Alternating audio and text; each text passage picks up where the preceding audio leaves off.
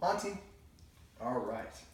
Okay, so I'm going to have you videotape this. I'm going to keep it sideways. Go ahead and start and nod when it started. Keep it sideways the whole time. Okay, and don't stop until I ask you. This here is Monty, and Monty is a great dog when it comes to people, but he is dog aggressive. So I have a mentor named Karen London who wrote a book called Feisty Fido, and in this book she talks about a technique. Here you go, buddy, drop it. In order to get dogs to stop barking at other dogs. There you go, Monty. There you go. I'm going to take this away from you temporarily, buddy. All right, I have a lot of treats here. I have a handful of treats here. I have one treat here. So what I'm going to do is lure Monty to come in front of me. Monty, come. Sit.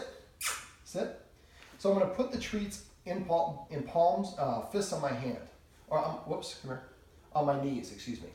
Sit. So what I'm doing is he's going to go where the scent is strongest. He's going to try to get this treat. What I'm doing is waiting for him to look at me in the face, and I'm blocking him when he tries to go over here. He's trying to get his bone. Monty, sit. Sit. Sit. It's easier if you're over here for camera presence, buddy. All right, sit.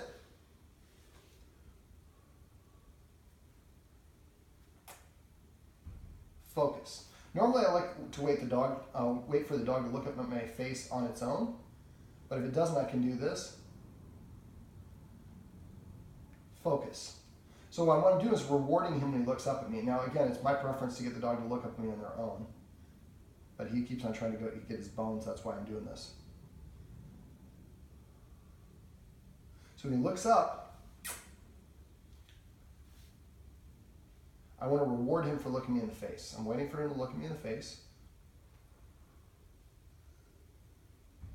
Focus. Imagine there's a tunnel of vision here. When he's looking up here, I want to raise the treat so he's looking at it and my face at the same time. Now he's going to go where the scent is strongest, and I'm just watching his eyes. As soon as he looks up at my face, he doesn't have to make eye contact, he just has to look at my face. I'm going to raise it up to my nose, I'm going to go straight towards his head. Focus, and say the word focus when it goes into his mouth. What we should see is, within a couple more treats, him just looking up at me on his own.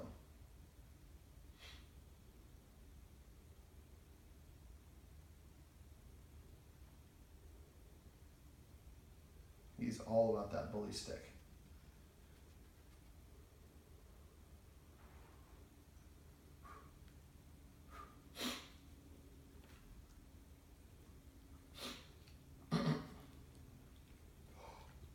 Oh. Focus.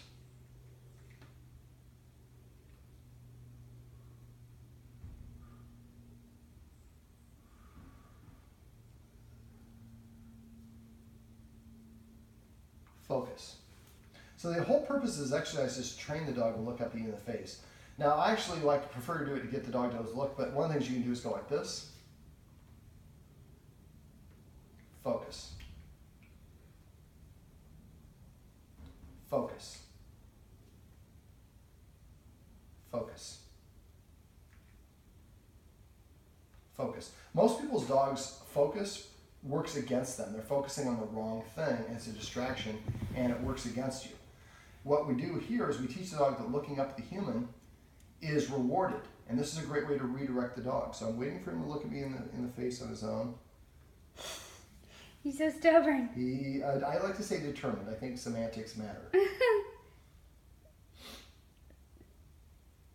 Because he doesn't know yet. So what we'd have to do is, when enough repetitions of this happens, every time he looks at me in the face, I raise up a treat and deliver it to him. Then after a while, I can say focus, and he looks up at me anticipating getting the treat.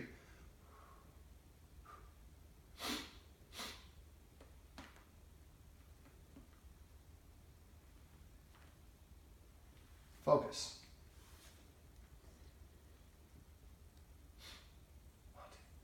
You're not doing very good, buddy.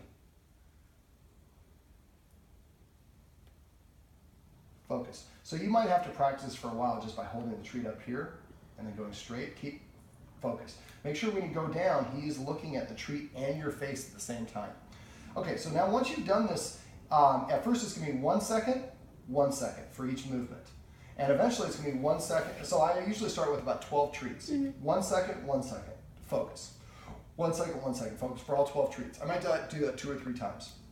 The next time I do it, maybe the next day, I might go 1 second, 2 seconds on the second movement for all 12 treats. First movement, this one is always 1 second. I usually go about 6 inches from my nose and then straight to the dog's mouth. So it looks like an L, or it's a 45-degree turn. But eventually what we're going to do is we're going to get to the point where you go like focus, and the dog looks up and go 1 second, 1, 2, 3, 4, 5, 20, where it's like 20 seconds.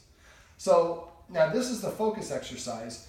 You have to practice a lot inside. Now, first you want to practice it, like I said, I would try to, right now he's distracted by the bully stick. I think that's why he's looking. I think if the bully stick's not present, you're going to get him looking up at you. When you do this, make sure you're down at his level, so when you're holding the treats here, they're right at nose level for him.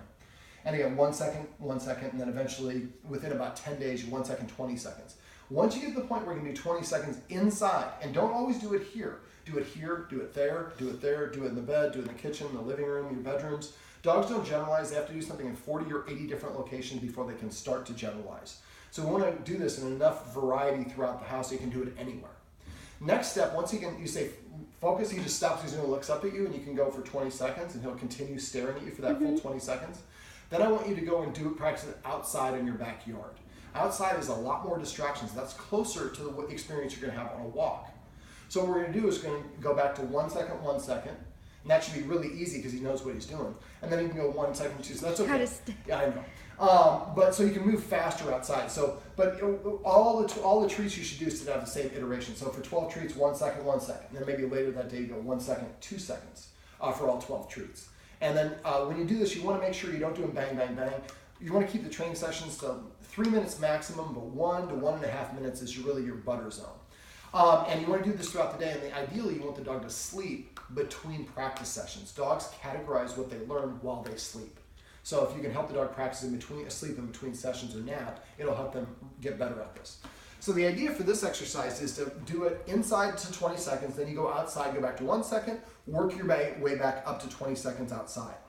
The next step is when you're actually going on a walk itself, when there's no dogs around, there's nothing to be distracted, it's the easiest situation possible on a walk. Every once in a while you say focus when the dog looks up at you. Let's say he's on your right side. You say focus when he looks up, go like this. As you're continuing to walk, and you do it. Now at first when you do it, just go focus, he looks up 1 second, 1 second, and you have to lean down because he's a little guy popping his mouth and say the word focus. You do this when nobody's around. So we establish the behavior here, then we practice it in a more difficult situation outside when there's chirping sounds and smites and sounds and smells. Then we practice on an actual walk when we're walking. Now we're not stopping and just doing it static, we're doing it while we're in motion. Now first it's 1 second, 1 second, and then after you do that walk, all the treats are 1 second, 1 second. The next walk, maybe the same thing if he's having difficulty with it. Eventually 1 second, 2 seconds, and then you deliver a treat. Keep doing that until you get 1 second to 20 seconds. 1 second first movement, second, well I guess you only have when you're walking you don't really have the first movement. You just have the treat, you focus, until you can get to that 20 seconds while you're walking. So now you've gotten to the point where you can say focus and the dog will look up at you in any situation. The next step is basically, a lot of times, let's say I'm walking down the street and I see a dog at the end of the street. The distance between your dog and that dog is going to determine how reactive your dog is. There are certain distances, or the closer it gets, the more reactive he's going to be. So the idea is when you get to the distance where he's starting to near his breaking point, we're going to say focus. Now if you wait too long, he won't look at you because he's more interested in there. So you have to find that zone.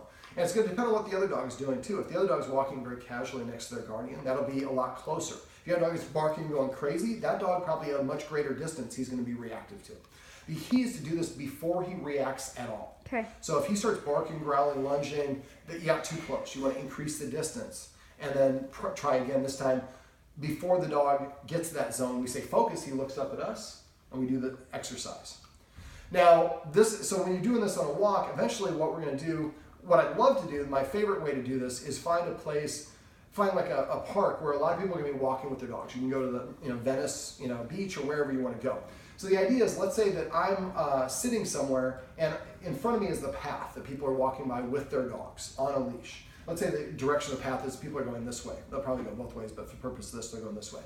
And over here there's some shrubberies, and over here there's a building. So the dog can only see between this triangle of view. So what I do is if people are coming from this direction, I have the dog sitting here, and I find whatever distance I need to be away from that entry point where they're first going to see the dog, where the dog can sit and take the treat. If they get up as soon as they see the other dog, I'm too close. Keep on moving away until he can stay seated while the dog comes into view. So the idea is you sit here and you're watching, and since there's shrubs, you can kind of see that somebody's coming with the dog, but your dog can't see it yet. So as soon as you see that, you look down at your dog. Your dog's going to be kind of hanging out like this. As soon as he sees the other dog's going to do this. He's going to lower his head and start staring. As soon as he does that, you get 1 1,000, 2 1,000. If he doesn't look, after 2 1,000, you say focus. He looks up at you, and you do the focus exercise. So you keep doing this until when you're giving him 2 seconds every time a dog comes into view. So the idea is when the dog comes into view, if he doesn't look at you on his own, you give him the cue. But because you're associating these two things together, after enough repetitions, he'll see the dog. Instead of getting the cue, he'll look up at you automatically. We call this the autofocus. Karen calls it the auto watch. I call it the focus, a little bit different. And as soon as he does that, you should give him like 5 treats. Focus, focus, focus, focus, focus. You want him to think like, what did I just do? I just got the mother load of treats. So that should be the highlight of your day. That's a good one to end it on.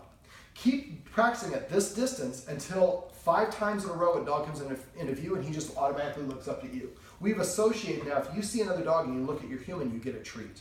So now dogs equate me getting a treat. We're creating a positive association. Now eventually, and once you get to the 5 in a row, then you take 1 step closer to that entry point and practice again until you get 5 in a row. Now this is not all at once, it's going to be a lot of practices over and over. So find a place that's close by that you can go back to over and over again. But the idea is, you want to keep it a positive experience, but this time, every time the dog sees a dog, it's thinking, I'm going to get a treat. And so it's easily redirecting itself and looking up at you. So when you get to the point, you're going to eventually get to the point where like the trail is right here and the people can walk by and he's fine. So at that point, now when you're walking, if you see a dog and you say focus, he'll look up at you and keep walking, and he's looking up at you as opposed to looking at the other dog. And you've created that positive association. So eventually he doesn't see other dogs so much as a threat, especially in conjunction with changing the leader-follower dynamic in the house, the way that we've talked about all these things off camera, enforcing rules consistently, using the escalating consequences, and so on. So basically, eventually the dog stops reacting to other dogs because it counts on you to handle the situation yourself, and because we've created a positive association. Now, Karen also has a backup plan, because while you're doing this, when you're walking the dog, before the dog has that 20-second, some dogs are going to come out of a blind, you're in the Venice canals or whatever, dog comes around the corner, you're not ready for it. So what Karen practices is something that she calls a turn. So when you're walking and there's nobody around, every once in a while, just turn. If I'm walking this way, turn this way. As soon as I turn, hold the treat here.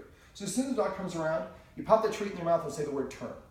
And then we walk about 2 or 3 paces, and then we do another turn, and then we go back the same direction we're going. So we're kind of walking this way, we're doing a little bit of an egg or an oval shape, and then going back and walking. Try to do this maybe between every driveway you pass. So if you do this for a couple walks, after a while, the turn just means if I turn, I get a treat. Because what will happen is the dog will come out unexpectedly. You'll probably see it before your dog does, or even if you don't, if you just say turn and your dog is just used to automatically turning, he just turns and gets that treat, now you walk away, your dog's not looking at the other dog. And this is your plan B that you can go to while the dog is transitioning and into more of the follower by enforcing the rules and boundaries. So if I'm walking him, say today after you leave and I take him on a walk and there's another dog, what should I do right now? Right now you want to move around a truck or a car or around a bush or something so he can't see it. Yeah, as soon as possible. Dogs get better at anything that they do, including aggression. And so the more that he does that, the more he's practicing getting better at it. So you want to avoid other dogs. I know it's hard, especially in Playa and Venice, because there's dogs everywhere. So maybe you walk at a certain time of the day where you're going to be prone to see less dogs. As a student, you're able to walk it. After 5 o'clock, you're going to see a ton of dogs. Before 5 o'clock, you'll have an opportunity to walk your dog where you won't have as many dogs. And if he does see a dog, is it better to hold his mouth shut or pick him up? No, or don't force him at all. We're just going to turn and walk away. Increase the distance. As soon as he sees a dog, he's reacting to the dog. The best thing you do is increase the distance and then put the dog out of sight. So if you have to walk down somebody's driveway, walk around a car, walk around a tree, and let that other dog pass and then come back into it. You can also walk around the tree, and if he's going to be hyped up, but after he relaxes a little bit, then maybe practice the focus exercise. And then this way we're teaching him, it's a great way to redirect his attention and create a positive association with other dogs.